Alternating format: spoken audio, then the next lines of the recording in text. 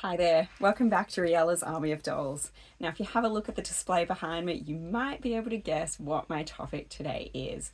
Grail dolls. Yes, these are some of the most valuable, most sought after dolls that I own. So what is a grail? Well, the term obviously comes from the legendary cup which Christ was reputed to drink from at the Last Supper. And what does that represent?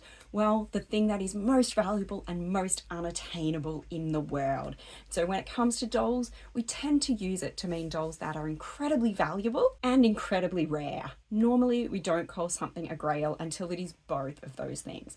So it's hard to get because it's hard to find and because it's hard to afford. So generally speaking, those are older dolls who had limited releases and often for special events.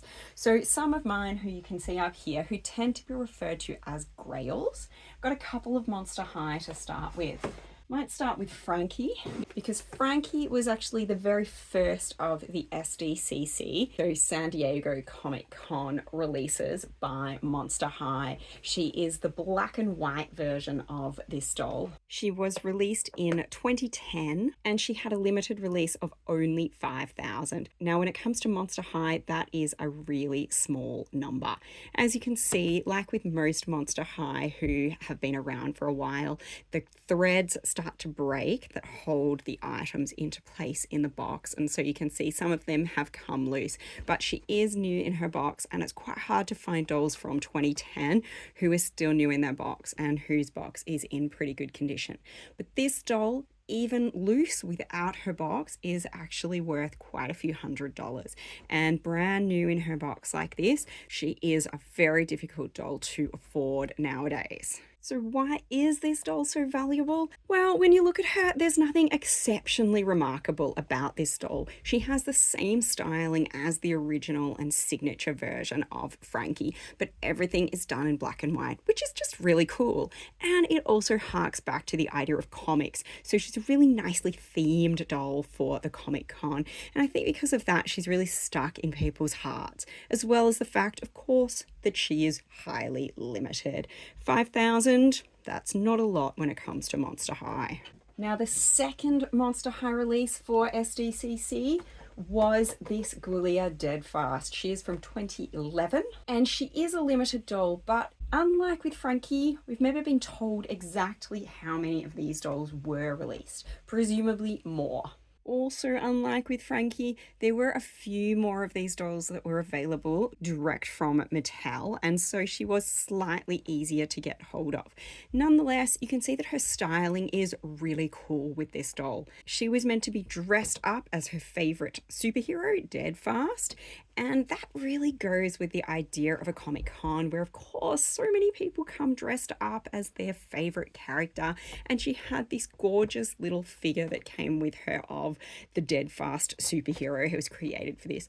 I also absolutely love the packaging of this doll that has the comic book idea, and it's got Ghoulia as part of the comic meeting her hero Dead Fast. And so even though this doll is not quite as rare and not quite as old as black and white Frankie, she is worth just about the same amount on the secondary market these days as Frankie.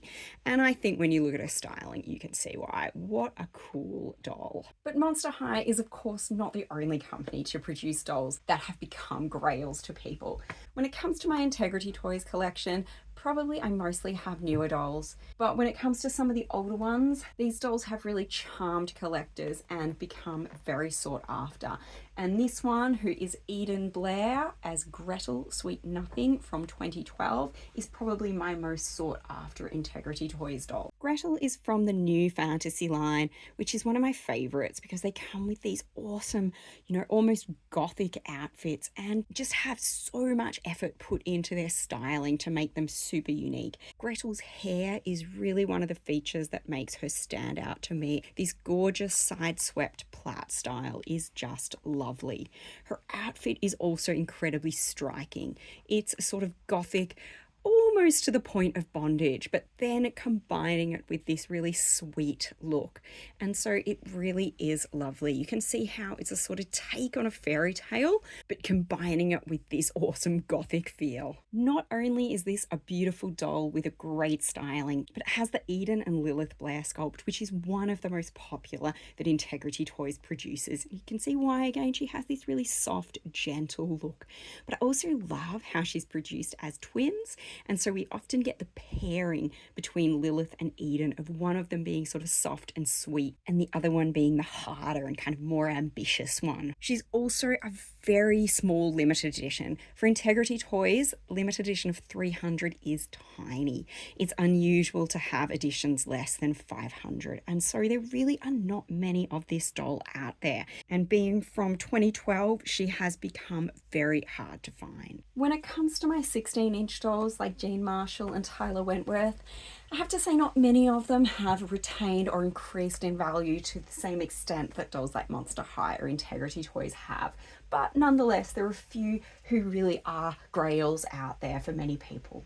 One who I was really delighted to get hold of was this wonderful My Favourite Witch, Jean Marshall from the Ashton Drake era. This is quite an early Jean doll, and that's one of the things that makes her more valuable. She's from 1997. Now, these early Jean dolls, they didn't have bending wrists, they didn't have bending knees, and they all had the same face sculpt and the same makeup.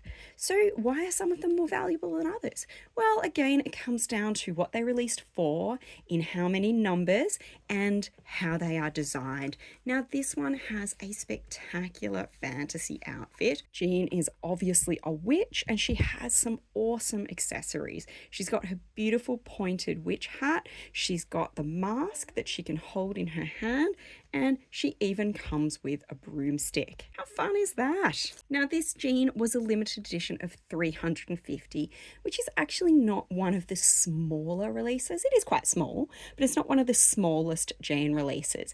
But she was one of the first convention dolls that we could buy for Jean Marshall. She came from the National Jean Convention in 1997. Limited edition of 350 with a really awesome design. And the colours just make this one really pop. She displays so beautifully with the orange, the black, and all of her accessories. And so she has become one of the hardest to find Jeans out there. The next Jean doll to capture my attention and to take the place of a Grail is this one here called La Femme d'Intrigue. And I'm betting that by looking at her without me saying anything, you can probably guess why this doll has become a Grail. Look at that outfit. It is sumptuous. So she is obviously designed and dressed to be a kind of Marie Antoinette style, and the French name really lends weight to that. As with most of the Ashton Drake jeans, we can see that the face and the face paint are roughly the same, although she does have this cute little beauty spot on this one, which adds a bit of individuality to her. And what she does have that is quite different is the spectacular hairstyle. Very reminiscent of the age, where they would have actually worn a wig over their hair and it had been styled in this really over-the-top way and been that white colour. Her gown is just amazing. It's one of the most beautiful that I have in my collection, and of course you do pay for that, unfortunately. Now, I don't even have her in quite all of her accessories, but you can already see how stunning she is, and this beautiful corset with lace up front, it is just sublime.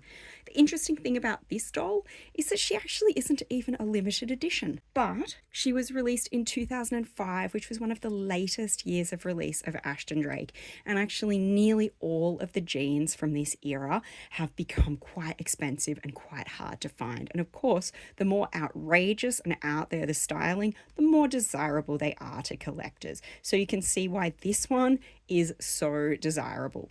She's also a doll who unfortunately has a penchant for yellowing her body, and that means that the ones who aren't as yellow have greater value. Mine has yellowed a little, but it's within bounds of normal and it doesn't really bother me. This is a doll who I just love, and her value is really drawn from the fact that she is so spectacular rather than from the fact that she is limited in any particular way. Looking at the next doll, who is a Tyler Wentworth, you can probably see a bit of a theme here.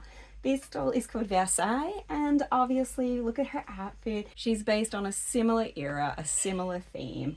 And again, that's one of the things that lends this doll value because, you know, it's awesome. It's a great outfit, great styling. Versailles is from 2007, and despite the fact that she has the Tyler Wentworth face sculpt, which is the most common tonner sculpt and is a bit less desirable because of that, she is an incredibly rare and hard to find doll. And again, her styling is a big part of that. She has a really spectacular gown. It's hard to decide between her and the Jean doll, La Femme d'Intrigue, which one you prefer because the styling is very different. This one I feel is a little bit more authentic to the time period, with the rear train that's attached to the gown, making it quite a difficult and complex piece of doll couture. But at the same time, it doesn't have quite the beauty and striking nature of the Jean doll's outfit. Her hair is gorgeous and it's a little bit more realistic to human hair, but again, it doesn't have the striking nature that Jean's semi-wig hair has. Personally, I love both dolls and I sought both dolls and looked for them, hoping to find them at a price that I was comfortable to pay, and I did in the end. They're both wonderful, with some strong similarities and some differences as well. Now, Tyler is also a very rare doll. This doll was a limited edition of only 160, which is absolutely one of the smaller editions that Robert Tonner has ever released. She was released for the Paris Fashion Doll Festival in 2007, so again, we can see an authentic theming to that outfit, which is just so gorgeous. So those are all Grail dolls. But when collectors talk about Grails, you'll also hear the term my Grail come up pretty often. And you might ask, well, is it really different to describe something as my Grail as to describe it as a Grail doll? Well, yeah, actually it is. See, these are dolls who would generally be described as Grails in the doll world. Whether you want that doll or not, you recognize that it's a doll that's really hard to find and is going to probably cost you quite a lot to get hold of. But then we've got dolls that people refer to as my Grail.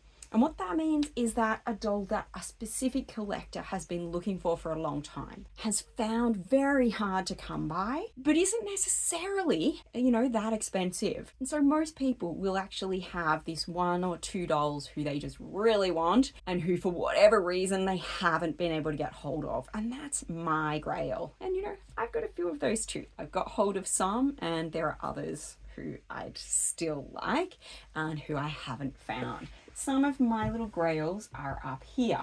The most recent of these dolls to come into my collection is this wonderful Mizi doll, who is Bride of Dracula, Lycan. Now, generally speaking, JHD Mizi dolls are not that hard to come by, but it's taken a little while for them to gain popularity in the market, and some of the earlier dolls who were really quite spectacular just didn't get bought in the same quantities, and even though they were incredible, that now makes them a little bit rarer and hard to find. This doll is from 2021, so she's not super old, but JHD are a pretty young company. This doll was only available to members of the Platinum Club that year, and I'm not quite sure how many of her were released. She came with this awesome set. I do have the other doll as well, where we had two heads, both with the Cindy sculpt, but with a very different styling, and we had a second outfit, which is more like a lingerie outfit. Both dolls are amazing, and they came as a set, and this has just got very hard to find because, as you can see, it is truly spectacular, and I don't think any of the Mizis who've come out more recently have quite lived up to this. Now, at the time, I wasn't really committed to JHD. If this doll had come out this year, I would have bought her. But when she did come out, I didn't. I wasn't a member of the Platinum Club. And so she became very hard to find. So this doll is gorgeous. I'm really happy to have her in my collection now. Another doll who I hunted for quite a long time before I was able to get hold of her was this fabulous Jade Lee from the Alex line by Madame Alexander. Now, the funny thing about the Alex dolls is that even though they were produced by Madame Alexander, who are a really big company, for all the 16-inch dolls from this era, they have remained the least popular. And to be honest, I'm not really sure why. For me, they hold a really special place because the very first doll who I ever bought when I was thinking of myself as buying it as a collector piece was an Alex doll. And so they kind of hold that place of the most special brand to me. But they're not very popular. And in terms of what that means for the doll values, actually means they're really very cheap for what they are. I just love this Jadde and her incredible oriental outfit with multi-layers and multi-piece. She's also got this amazing hairstyle, almost like a twist bun with a double layer, and it is just gorgeous. I love everything about this doll, and I did look for her for quite a long time. Even though they aren't very expensive when you find them, there are just hardly any of them available because they're not quite as popular with collectors. When you do find an Alex, she's going to be pretty reasonably priced.